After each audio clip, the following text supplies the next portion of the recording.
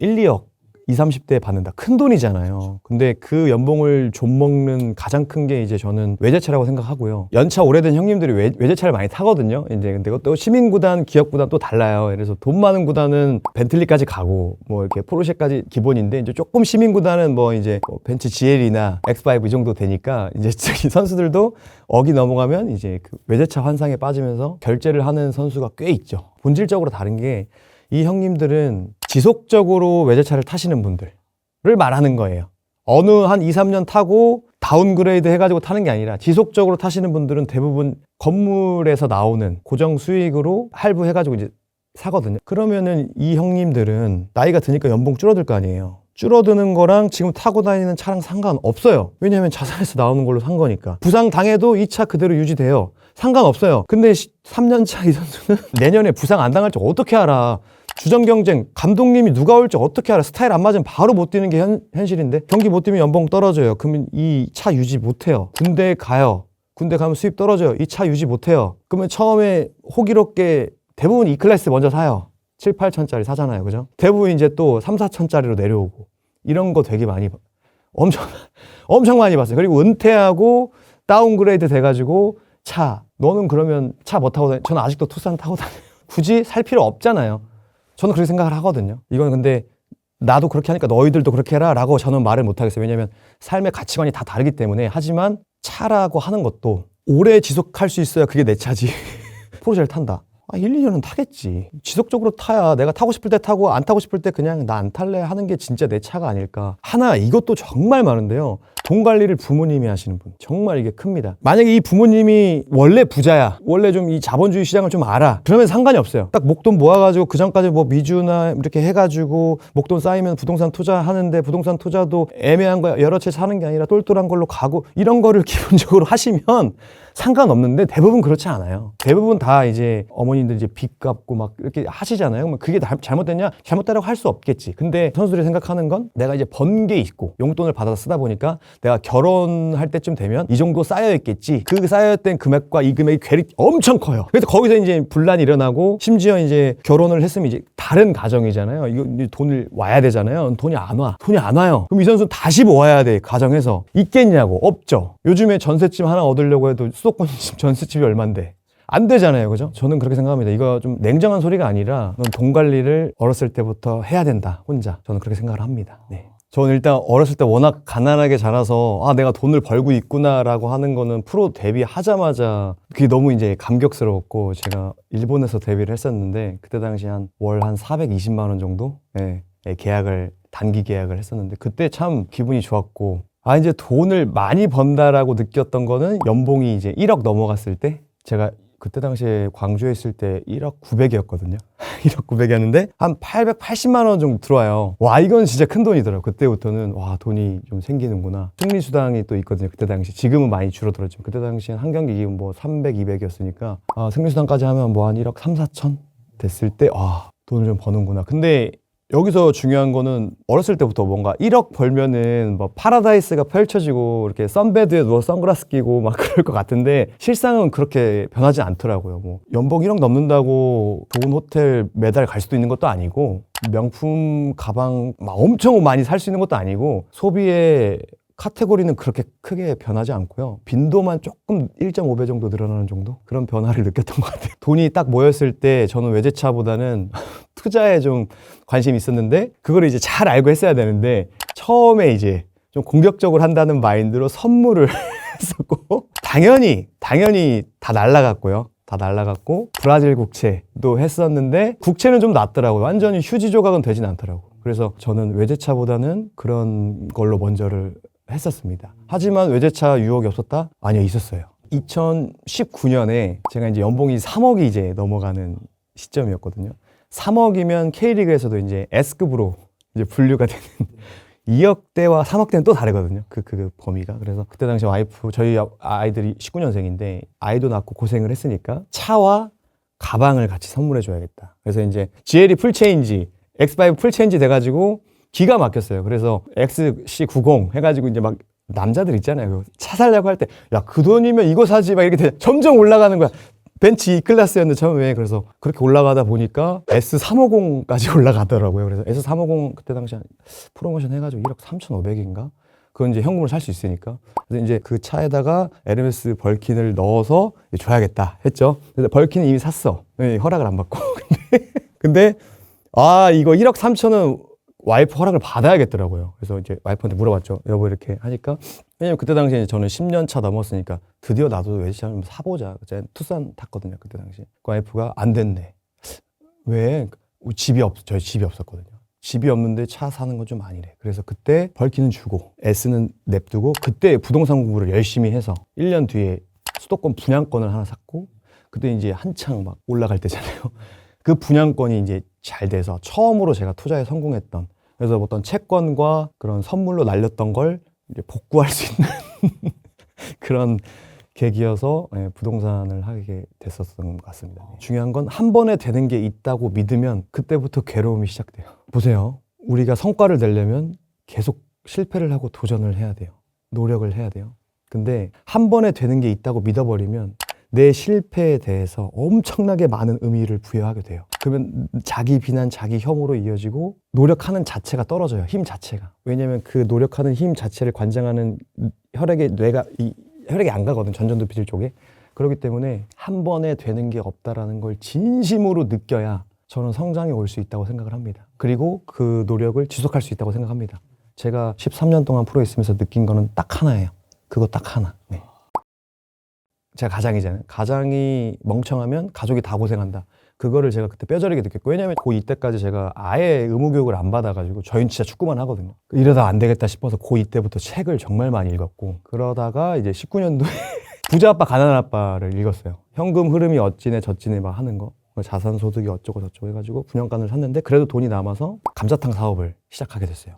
2020년에 축구 선수, 프로 선수를 하면서. 근데 사실은 어떻게 그게 시작됐냐, 오토가 되는 줄 알았어요. 왜냐면 돈이 많아지면 특히 공무원분들, 퇴직금 받은 공무원분들, 축구 선수들 주변에는 그 돈 냄새 기가 막히게 맡는 분들이 있거든요. 그분들이 찾아와서 심리를 기가 막히게 건드려요. 이거 투자하면 이거 들어온다. 이거에 현혹이 많이 되거든요. 왜냐하면 축구 선수는 제가 그때 당시에 32살이었고 애도 태어나다 보니까 선배들 보면은 은퇴하고 나면 수입이 확 줄거든요. 정말 막 한 달에 막 2천, 3천 벌다가 은퇴하면 바로 이제 많이 받아야, 진짜 많이 받아야 3, 400이거든요. 코치 들어가면. 그런 모습을 보니까 와, 나는 뭐 하나 만들어 놔야겠다 해서 그 마음이, 그 욕구가 있는 상태에서 그 얘기가 들리니까 얼마나 그게 달콤하게 들리겠어요. 그래서 이제 월 500 정도 나온다고 해서 했죠. 코로나 때 했는데 그게 잘 나오더라고요. 한 300씩, 500은 아닌데 한 300씩? 그래도 좀 괜찮겠다 했는데 6개월 지나고 나서 문자가 하나 와요. 그 국민건강보험공단에서 4대 보험 미납됐다고, 체납. 이게 어떻게 된 거지? 나는 자동이 채놨는데 알고 보니까 그 대행 운영해 주셨다고 했던 분들이 저한테 보내주던 정산표는 다 그냥 가라로. 그래서 저한테 항상, 왜냐면 그게 가능한 게 지금 생각해보면 저도 그 뒤로는 제가 운영을 해봐서 알지만 너무 쉬워요. 임대료 미납하면 되고 관리비 미납하면 되고 어차피 물건 같은 그것만 내고 그다음에 4대 보험료 미납하고 통장에 300만 원만 해놓으면 진짜 수익이 난 것처럼 보이거든. 아무것도 모르는 저 같은 경우에는. 그러다 보니까 그거 이제 알고 충격을 먹었는데 그때 이제 고민을 했죠. 이거를 들어갈 거냐 아니면 손해보고 팔 거냐. 근데 저희 와이프 외삼촌이 그때 당시에 고기 유통을 한 200억 기업 하시는 매출을 엄청 크게 하세요. 저한테 그러더라고요. 김서방, 너 접어야 돼. 너 그거 어떻게 해? 프로 선수 하는데도 못해. 그분이 얼마나 많은 데이터가 있겠어요. 자영업자. 몰빵해도 안 되는 게 묘식업인데. 근데 이제 저는 했죠. 왜냐면 저 25년 축구를 했잖아요. 프로에 14년 있었고. 그러면서 제가 느낀 게 뭐냐면 경험이 다거든요. 신인 선수는 어쩌다 한번 잘해요. 근데 리그는 길어요. 38경기라서. 근데 그 선수가 잘할 확률은 점점 줄어들어요. 왜냐면 결국 평균으로 휘기하거든요. 그래서 그러면 그 신인 선수가 왜 평균으로 휘기하는데 잘 못하게 되냐? 자기가 왜 잘하는지를 몰라요. 데이터가 없기 때문에. 근데 반복할 수 없는 걸 자기가 실력이라고 할 수 있어요? 그거 없어요. 그냥 운이에요, 그건. 그렇기 때문에 베테랑들은 그런 데이터가 있기 때문에. 그럼 데이터 어디서 나오냐? 경험에서 나오거든요. 그래서 저는 지금 당장 손해를 좀 보더라도 경험이 정말 중요하다고 생각을 해서 그냥 그 감자탕에 들어가서 실제 운영을 한 3년 정도 했죠. 그래서 흑자 경영도 하고 그래서 권리금 받고 나왔죠. 네. 저는 항상 그 일기를 쓰거든요. 그 당시 썼던 글이 화제가 돼서 KBS 9시 뉴스에 1분 30초, 그때 당시 K2에 있었거든요. K2 선수가 1분 30초를 9시 뉴스 차지하는 건 최초래요. 2020년 김호남의 일기를 보면 다 컸다고 생각하는데 엄청 어리고요. 되게 편협한 시각이에요. 넓지가 못하고 되게 편향적이고. 왜냐면 이제 사업이라는 건 전 사업을 다 안다는 개념이 아닙니다. 고객의 관점에서 시작해야 돼요. 모든 것들이 음식, 재료, 서비스, 인테리어, 고객 응대 모든 것이 소비자 관점으로부터 나와야 그게 효과가 있는 거지. 내 생각으로 한다? 맞을 확률이 거의 저는 1, 2%라고 생각합니다. 내 감을 믿으면 그냥 쫄딱 망하고요. 그거를 학습할 수 있었고, 동시에 이제 그거를 학습하다 보니까 축구 시장도 이해되는 게 크더라고요. 제가 이제 주장을 좀 또 많이 했었고. 왜냐면 이제 감독님을 이해하는 폭이 더 커져요. 이게 무슨 말이야 하실 수 있을 것 같은데, 매장을 운영하고 제가 이제 직원이 한 15명, 알바까지 포함하면 되게 크잖아요. 그러면 이제 오너는 9만 가게지만 그래도 운영 정책이라는 게 있어요. 근데 사람은 언제 그 사람 리더에게 신뢰를 잃으냐?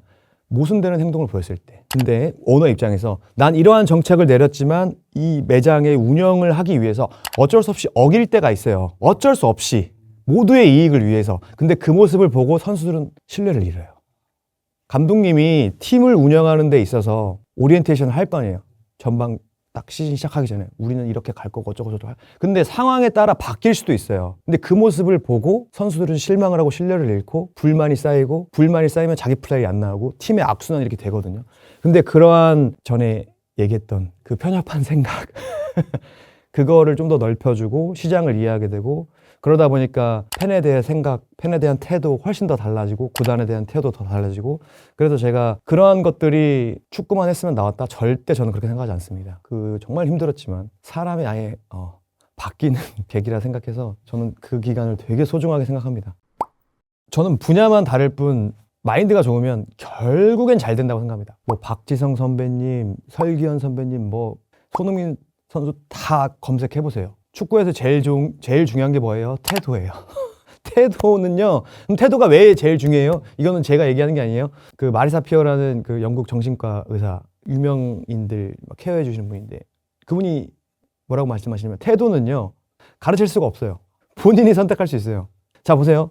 축구 경기에 대한 태도, 야 그거 돈 많이 주면 하겠지. 돈 적게 주면 태도 줄어들어요. 그죠? 야 때리면 태도 좋아지던데, 때리니까 태도가 좋아진 거예요. 진짜 본질적인 태도는 나만 선택할 수 있어요. 그러면 우리가 수요 공급적인 측면에서 한번 봐볼게요. 이 세상에 내 태도는 내가 유일하게 선택하는 거야. 이 세상에 딱 하나야. 제일 센 거예요. 제일 센 거예요. 수요와 공급적인 측면에서 수요가 딱 하나잖아. 내 거 이거 하나잖아. 다예요. 그게 다예요. 실력 오케이 있어야겠죠. 실력이 있어야겠지. 근데 이 태도로 인해서 저는 실력이 또 완성된다고 생각하거든요. 물론 그렇지 않은 선수도 있어요. 정말 천부적인 재능. 하지만 그거 오래 못 간다는 거 우린 너무 많이 봐왔고, 손흥민 선수가 실력만으로 그런 아이콘이 됐다? 저는 생각하지 않습니다. 절대 그렇게 생각하지 않아요. 이재성 선수, 제가 또 존경하는 선수 있거든요. 김민재 선수 태도 정말 좋고요. 왜냐면 선수 때 이제 또 K리그 때 만났으니까 정말 좋아요. 근데 밖에서 보면은 이제 재능 탓을 할 수 있죠. 저는 그렇게 생각합니다. 그래서 축구를 안 해보신 분들은 축구는 재능의 영역이다라고 말을 많이 하고요. 축구를 해보신 분들은 태도의 영역이다라고 말을 합니다. 그래서 이 괴리감이 있어요. 그리고 또 하나가 뭐 있냐면 실패에 대한 정의가 완전 달라요. 좀 애매하고 뭐 방출되고 자기 실력 잘 안 나오는 선수들은 실패를 하면 안 되는 방향으로 가요. 모든 훈련과 경기에 임하는 태도가. 근데 이 잘하는 선수들은 실패를 더 많이 하려는 쪽으로 가요. 왜냐하면 어차피 한 번에 되는 게 없거든. 예를 들어서 주민규 선수는 저의 상무 동기인데, 주민규 선수는 설명을 드리면 K리그 득점왕을 많이 받았던, 지금 현재 대전에서 뛰고 있는 선수인데, 그 선수도 알아요.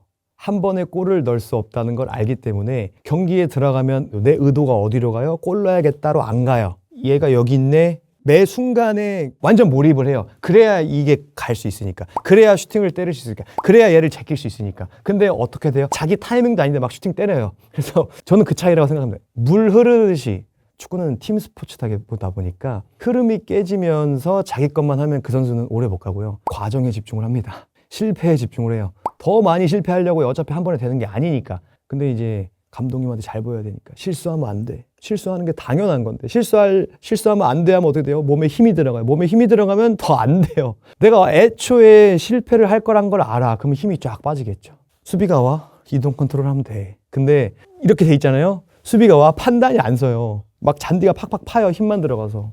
그래서 그 차이다. 제 말씀을 듣고 김민재 선수, 손흥민 선수, 이강인 선수 인터뷰를 찾아보십시오. 그분들의 마인드, 실패에 대한 정의가 다릅니다. 보시면 이제 보일 거예요. 그전엔 안 보셨을 수도 있어요.